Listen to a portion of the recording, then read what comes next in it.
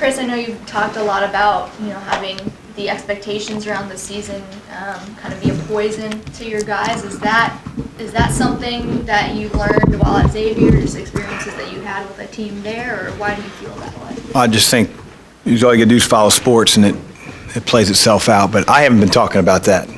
You've been talking about that. You've asked me a couple questions, so I've answered them. I think that anytime you get told over and over how good you are before you've done anything or earned it, it gives you a false sense of, effort. It gives you a false sense of, you having done something that you haven't. So that's why I address it.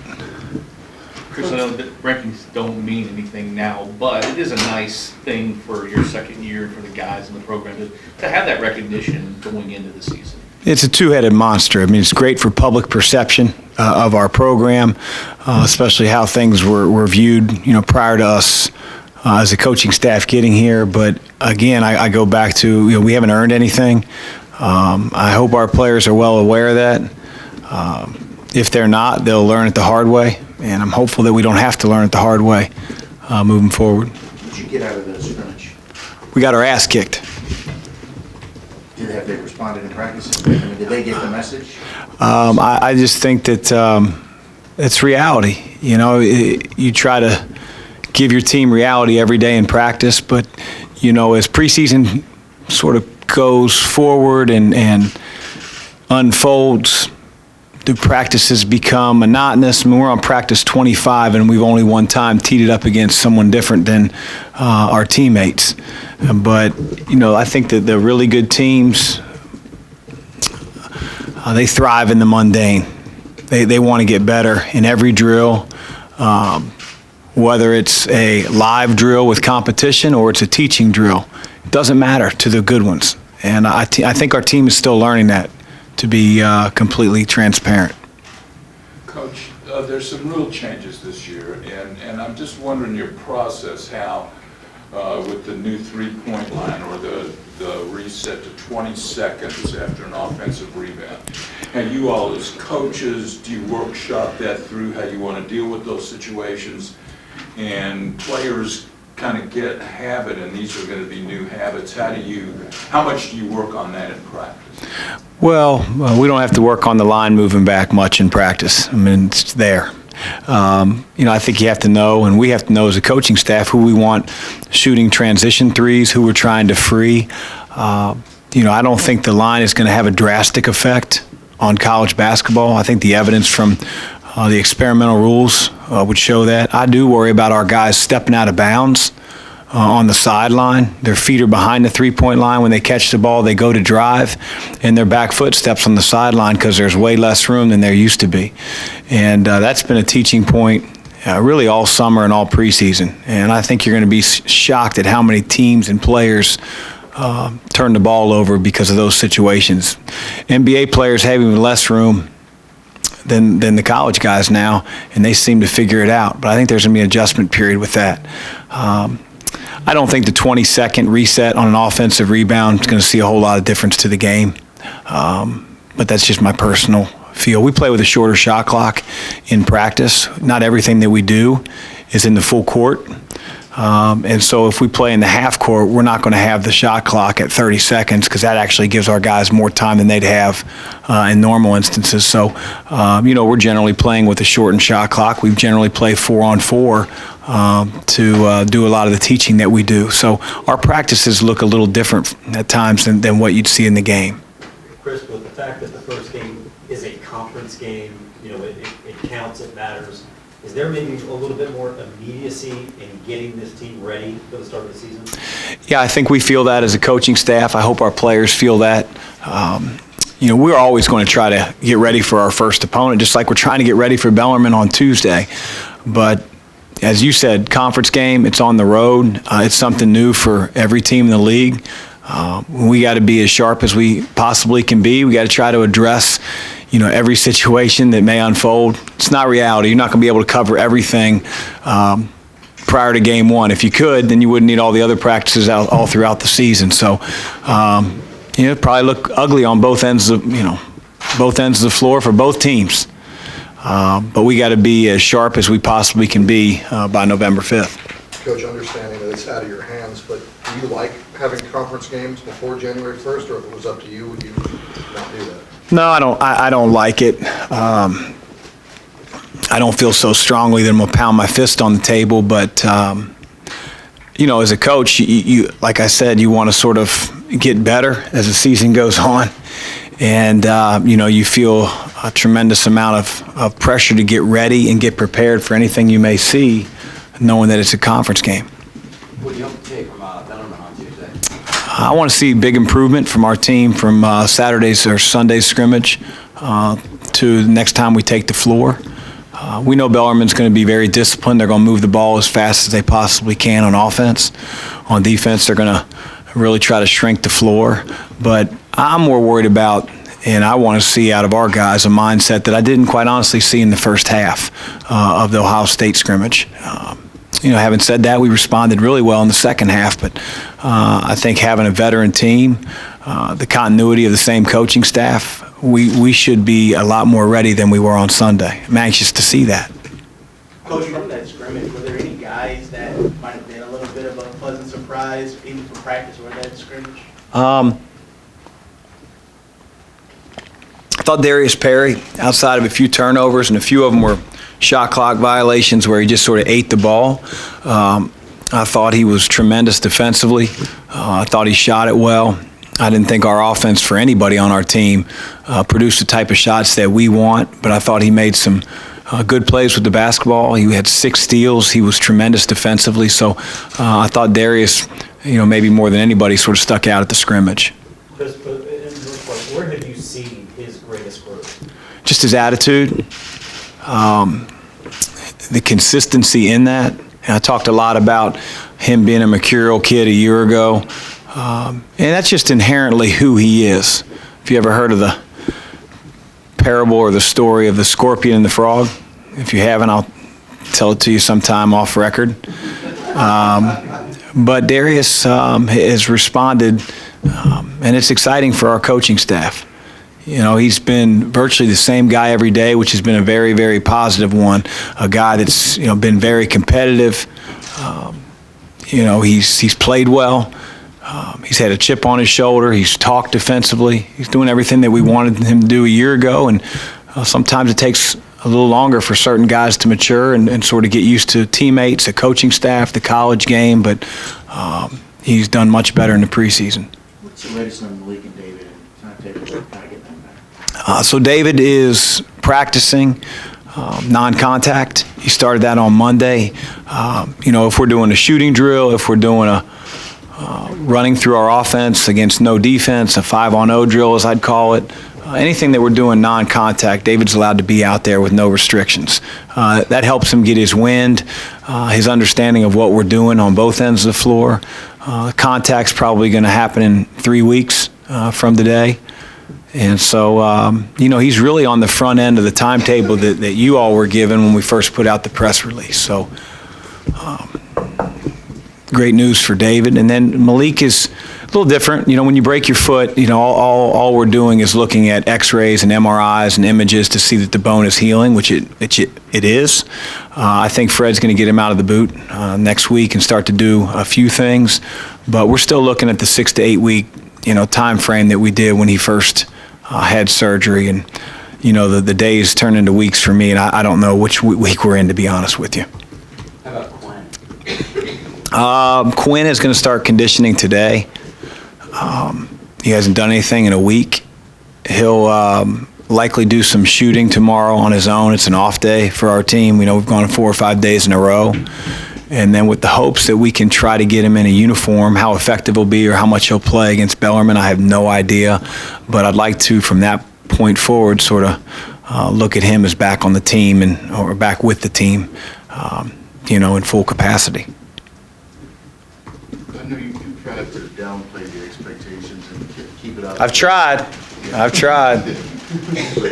when you think back a year and a half to your hiring and everything that you faced coming in, has it kind of come together a lot faster than you thought, just in terms of putting your stamp on the program and with recruiting?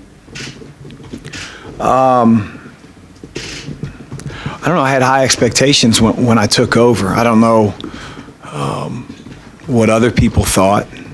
I think that I was left with some tremendously talented players.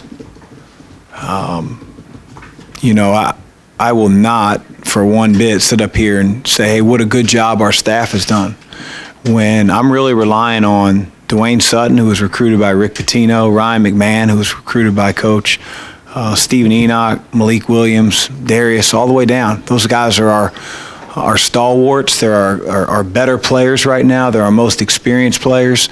And so I've coached them really hard, and our coaching staff has coached them really hard. The type of character they have has allowed them to be coached by maybe somebody they didn't sign up for.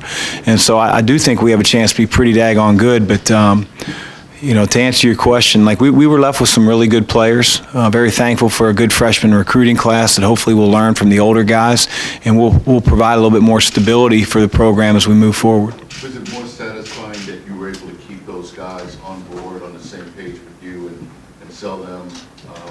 Is that your satisfaction? It beats the alternative.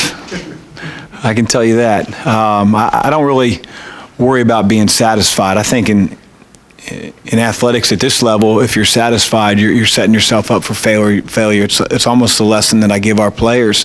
Are we satisfied with the preseason rankings? And if I were to sort of show that satisfaction to you all about where our program is, I think I'd be a little bit of a hypocrite with my players.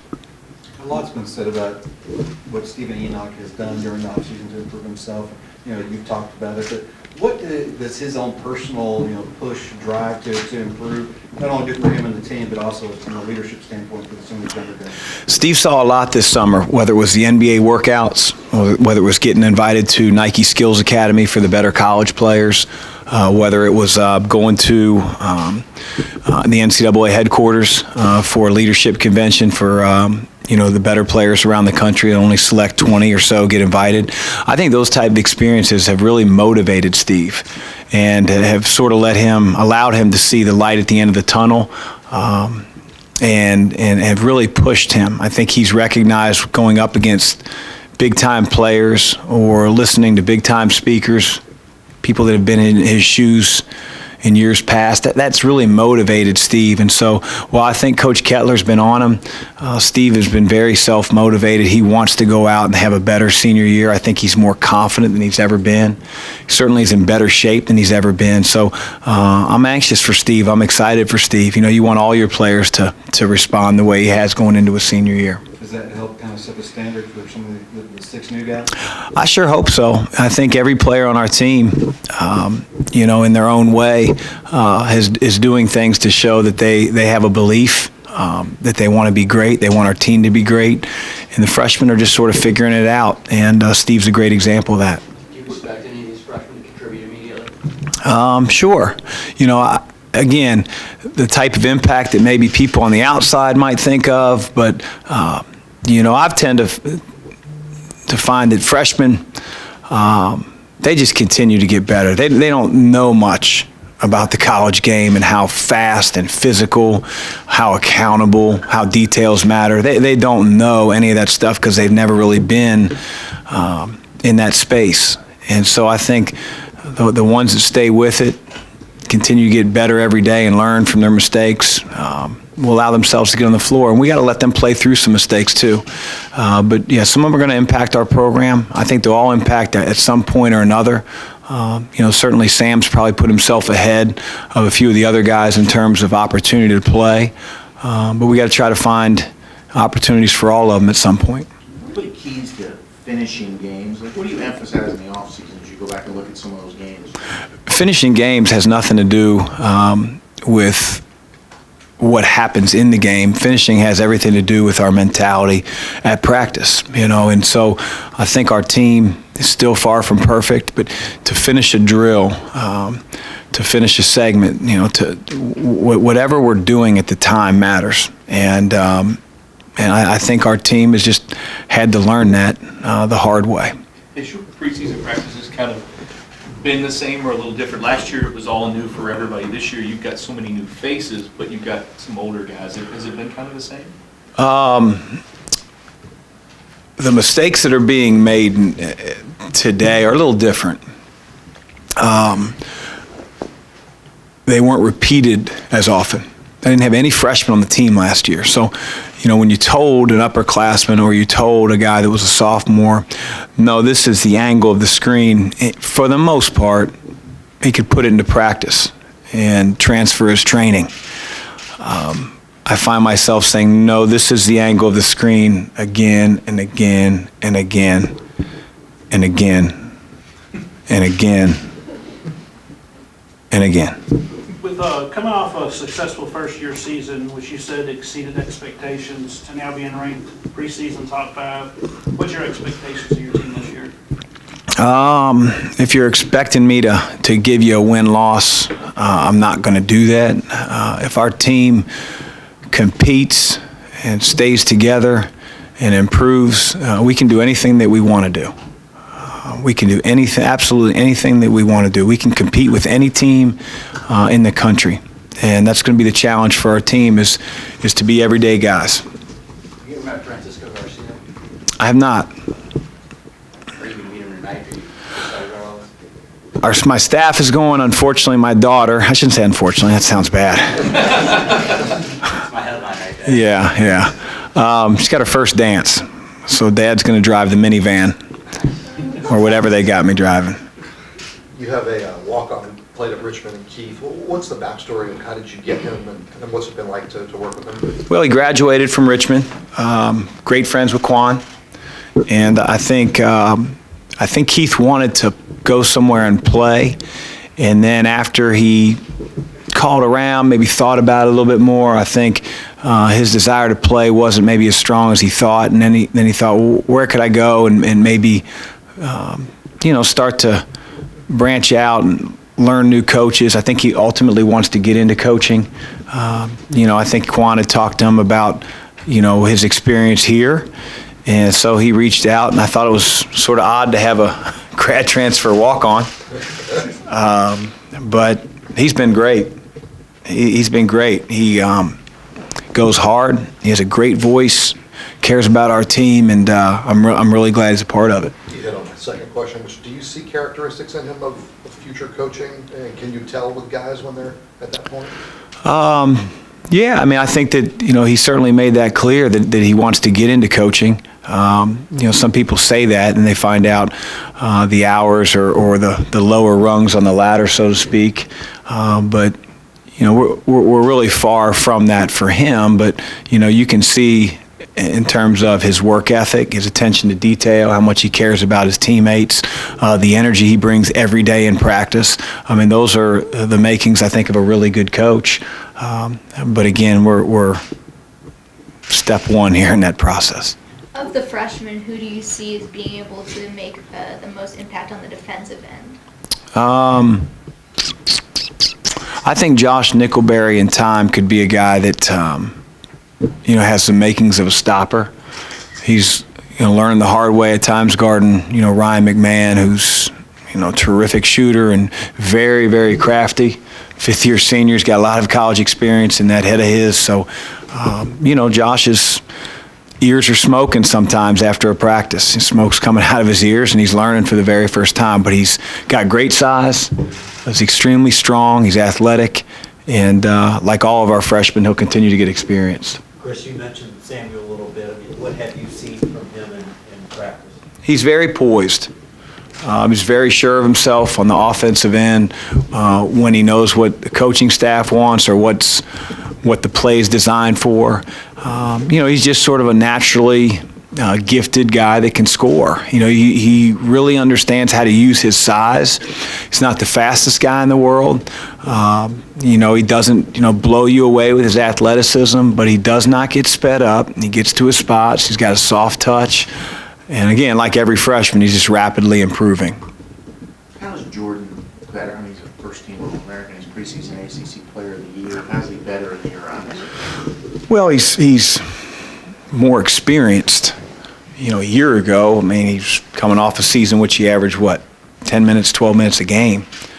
And, I think he really recognizes areas that he does have to get better. that our team's relying on him. You know, his decision making, you know, his attention to detail. You know, on offense, you know, he doesn't have to be a guy that improves his scoring by 10 points a game and now averages 25. Like, we have enough talent around him that he just has to be more efficient. So whether that's scoring the ball, whether that's his decision making, we certainly need to rely on him to be an even better defender, you know, as a junior. But, you know, I think Jordan's better in all those areas. When you got here with Dwayne, you saw the consistency. Did you realize how good he was before you became his coach? And then what has he improved? No, I can't say that I you know, recognized how good he was. He just, because he's not a guy that sticks out because of his skill level in practice. But who Dwayne is every day in practice is the same guy you're going to get on game night. Like, there's nothing that changes. You know, he dives on the floor in practice. He dives on the floor in games. He sets screens in practice. He doesn't whiff in games. As I've said a million times, he cares about one thing, and you all know what that is, and that's winning. And his teammates know it, and his coaches know it. He knows it. If he has an ego, boy, I don't see it. Sometimes I wish he'd have more confidence and more of a voice. But there's not a coach in the country that wouldn't want a guy like Dwayne Sutton on their team. Coach, in the offseason, you talked a lot about maybe the possibility of experimenting more 3 out, 2 in, 4 out, 1 in with these guys. Do you feel like you're more on the path of being able to play the style that you hope to this year? We can definitely do that. And you mentioned 3 out with 2 in and having more 2 traditional big guys. You know, we haven't been able to rep it because Malik's been out virtually the entire preseason. And Steve and Aiden aren't a combination that I'm going to play. And so, because they're a little too similar in their feel and who they are as defensive players. But Malik allows us to be a lot more versatile. As you all saw a year ago, he can go out on the floor, he can move his feet, he can play a perimeter player, but we haven't had a chance to do a whole lot. Now, our offense allows a lot more for flexibility to do that. It's just we haven't been able to with him being out. You mentioned Aiden and Steven being more similar to each other. What are some of those differences besides just experience level? Well, I think Steve's a lot more skilled than Aiden is at this stage. He's in his 5th year. Aiden's in his first few weeks. You know, Steve's a much better face-up player at this point. You know, his ability to shoot threes, hit a free throw percentage that's high, doesn't happen for a lot of big guys. So I think that's where you'd see a big discrepancy between Aiden and Steve. And before when I was talking, it was more on the defensive end. You know, those guys aren't as comfortable as Malik is out and about near the 3-point line. How's Jalen Withers? He's ever improving, and I thought he really struggled this summer. And I don't think that he was necessarily prepared for what he saw, the physicality, the day-to-day grind of being in a weight room and being asked to, you know, eat as many calories as we were asking him. And so he didn't make the gains as quickly as the other guys did. It was, you know, like hit in the face with a frying pan for Jalen. But he has come a long way. He's come a long way. Now, does that translate into minutes? Not yet. Not yet. But he may have as big of an upside as any of the freshmen that we have because he is super athletic. I think you saw that in the meaningless dunk contest at Louisville Live. But he is very athletic. He's instinctive in some ways. He can affect shots at the rim. So he just has to figure out who he is as an offensive player, continue to get stronger, and get more experience. How is Aiden making the adjustment? I would imagine when he goes up against a guy like Steven in practice, that's not something that he's done a whole lot of in his life. The adjustment's a hard one. I think if Aiden were being, you know, completely transparent, it's a lot harder than he thought. The league in which he played in high school did not prepare him very well for the league that he's in now. And so it's been a learning lesson. But as I've told him, you're going up against one of the top 15 bigs in the entire country, maybe. And I don't know if he appreciates that or understands that.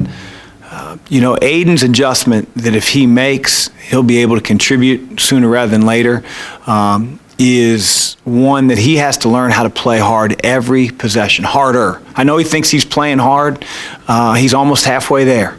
You know, blocking shots, rebounding, running the floor, ball screen defense. And again, some things, in order for you to give the type of effort that we're asking, you have to process them first a little bit. And so, you know, the two are sort of married together, but he's getting there.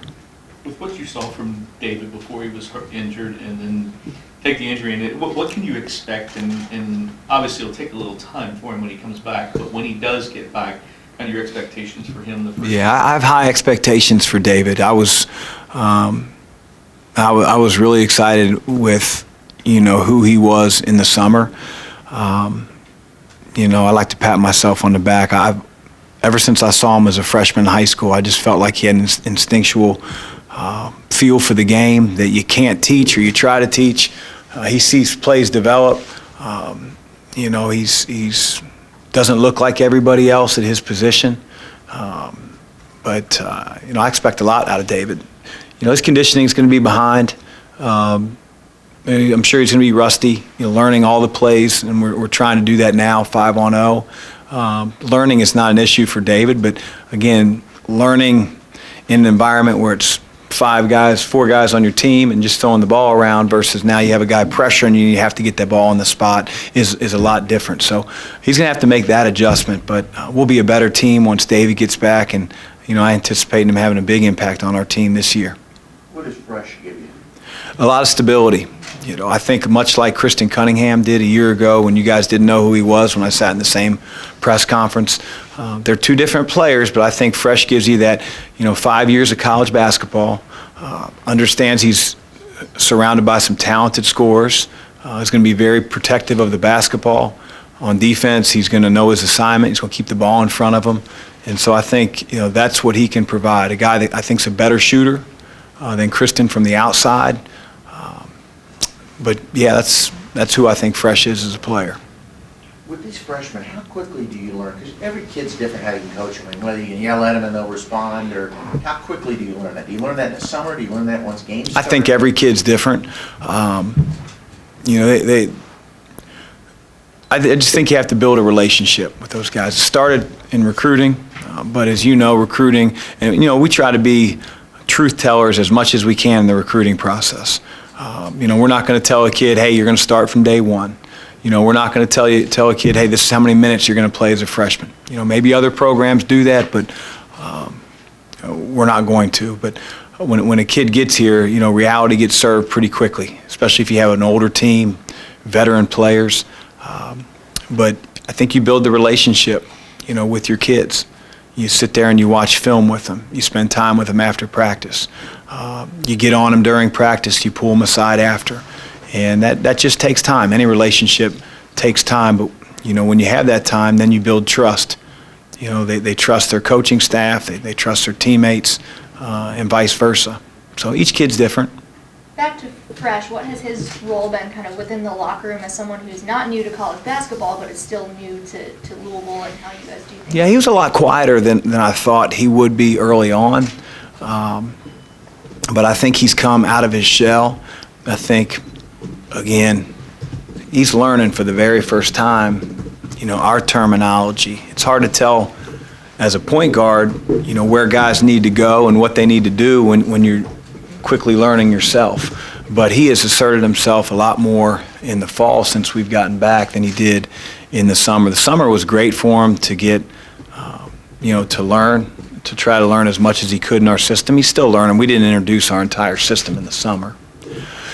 And then he's learning his teammates, and he got in great shape. He's coming off of a knee surgery. You know, his body got in a lot better shape in the 12 weeks he was here. So I'd like to think that this preseason, you know, he's a much different leader than he was when he first got here. Coach, we heard some of it during the scrimmage, but it seems like this team communicates really well when they're on the floor. Who are your vocal leaders? Man, I tell you what, I don't know where you got that piece of information. I hope that's the case. You know, the best players in the world communicate. You know, you watch those specials on TNT at NBA games, and guys are mic'd up, and it's amazing how well NBA players communicate to their teammates. And it's because they're smart, they're experienced, they see the game. And it's amazing how incoming kids don't open their mouth, they don't talk. And a big part of that is, what are they processing? You can't talk about where you need to be defensively or what needs to happen if you're not recognizing it. And so that's where the experience factor comes in. That makes me feel good that you say that. I don't know if we're even halfway there when it comes to how vocal our team needs to be. It's something that we talk about every day in practice. Okay, one more question. What's that? Starting five. Well, if we had to start a game today, I would start Darius at the 1. I would start Ryan McMahon at the 2. I would start Dwayne Sutton at the 3. I would start Jordan Nwora at the 4. And I would start Keith Oddo at the 5. Thank you. Or Enoch, one of the two. Thanks.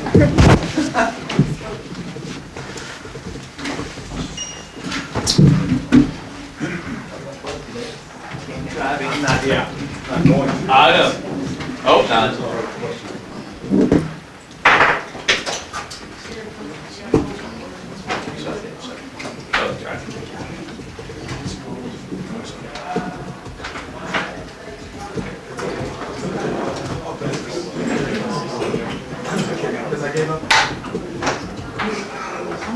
The remote.